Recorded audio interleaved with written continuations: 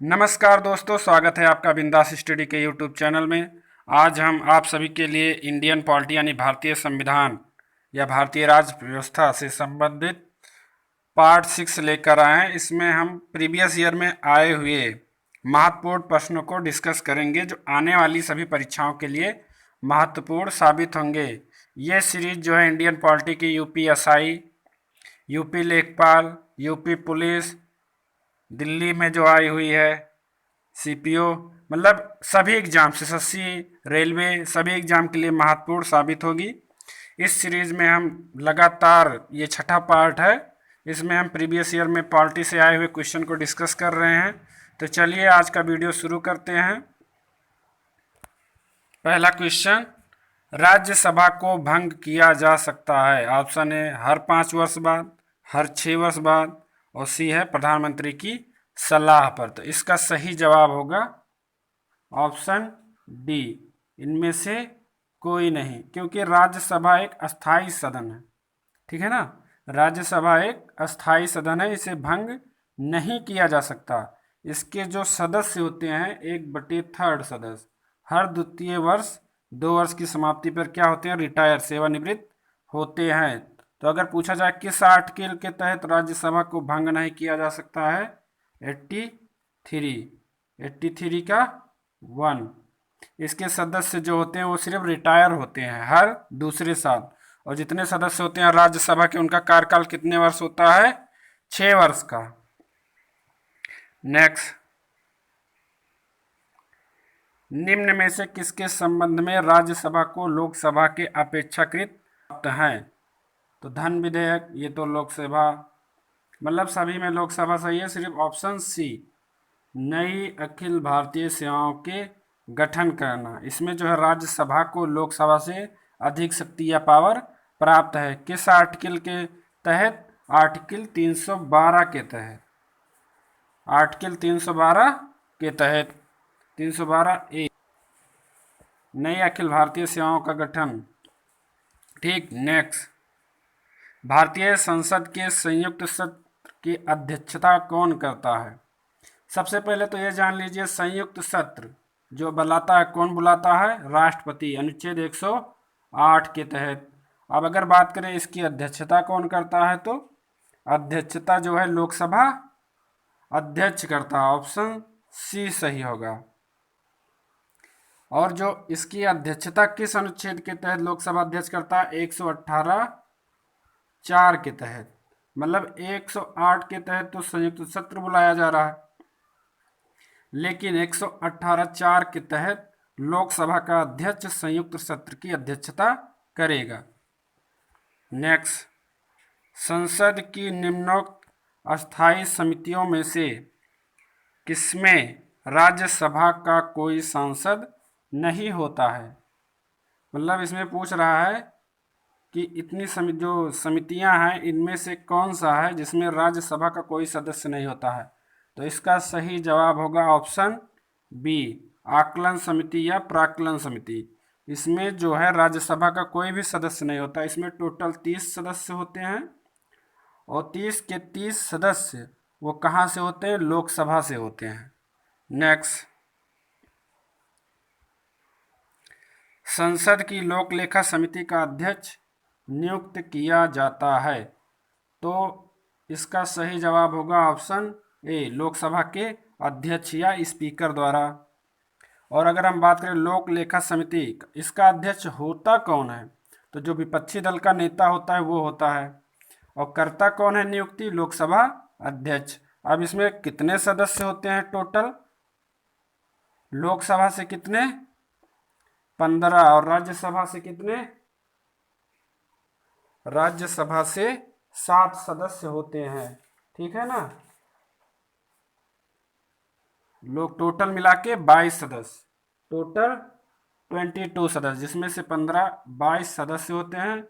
इसमें से लोकसभा के 15 और राज्यसभा से 7 सदस्य। लोक लेखा समिति का अध्यक्ष लोकसभा के अध्यक्ष द्वारा चुना जाता है, और अध्यक्ष जो होता है कौन होता है, विपक्षी दल का नेता होता है।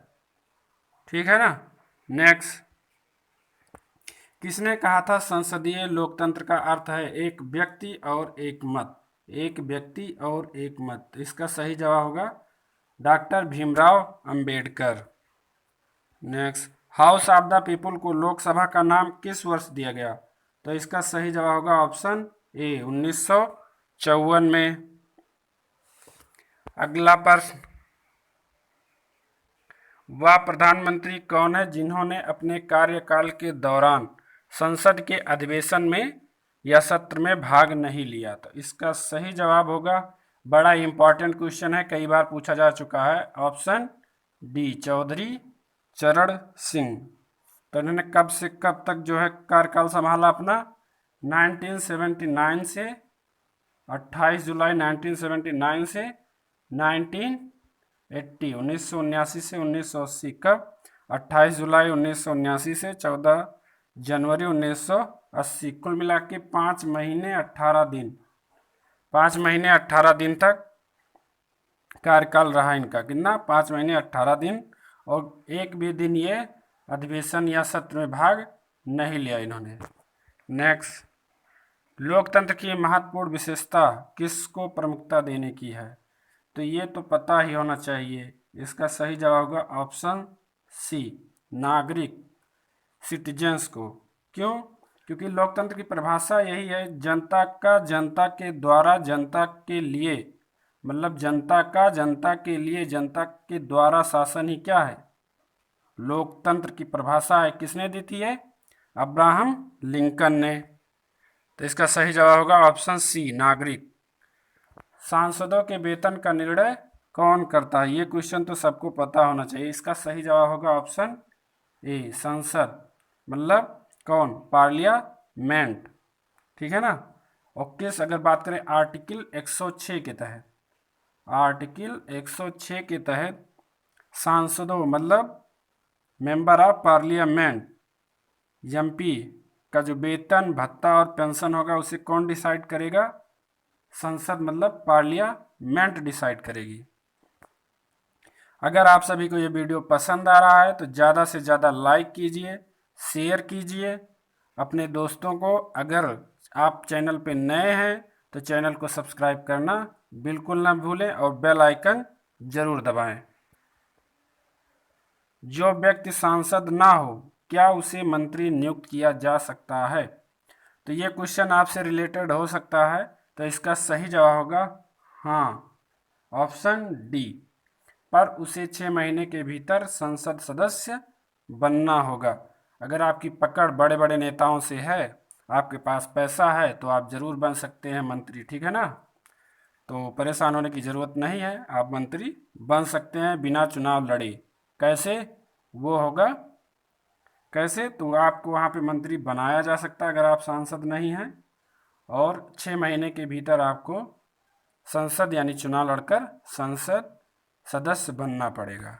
नेक्स्ट, संसद के दोनों सदनों की संयुक्त बैठक को भेजे गए विधेयक का पारित होना होता है। तो इसका सही जवाब होगा ऑप्शन ए उपस्थित सदस्यों के साधारण बहुमत द्वारा। ठीक है ना। और संयुक्त बैठक किस अनुच्छेद के तहत बुलाई जाती है? 108 के तहत। नेक्स्ट क्वेश्चन, संसदीय शब्दावली में समापन से क्या आशय है? तो ये क्वेश्चन बहुत ही बढ़िया है। अगर ये आप बिना पढ़े चले गए तो पक्का कंफ्यूज हो सकते हैं आप। बताइए आप लोग कमेंट में। संसद के सत्र का अंत, किसी प्रस्ताव की चर्चा पर रोक, दैनंदिन कार्यवाही का अंत, उक्त में से कोई नहीं। तो इसका सही जवाब होगा ऑप्शन ए संसद के सत्र का अंत, समापन का अर्थ है।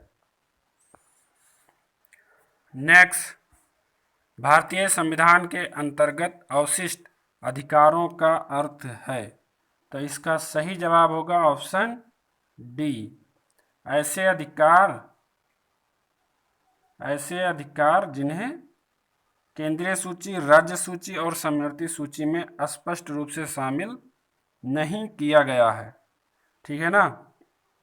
तो ऑप्शन डी सही है। तो जो केंद्र और राज्य के मध्य शक्तियों का बंटवारा होता है वो किस सूची में दिया गया है? अनुसूची में, 7वीं अनुसूची में, ठीक है ना। 7वीं अनुसूची में दिया गया है केंद्रीय और राज्यों के बीच शक्तियों का बंटवारा। कौन कौन सा?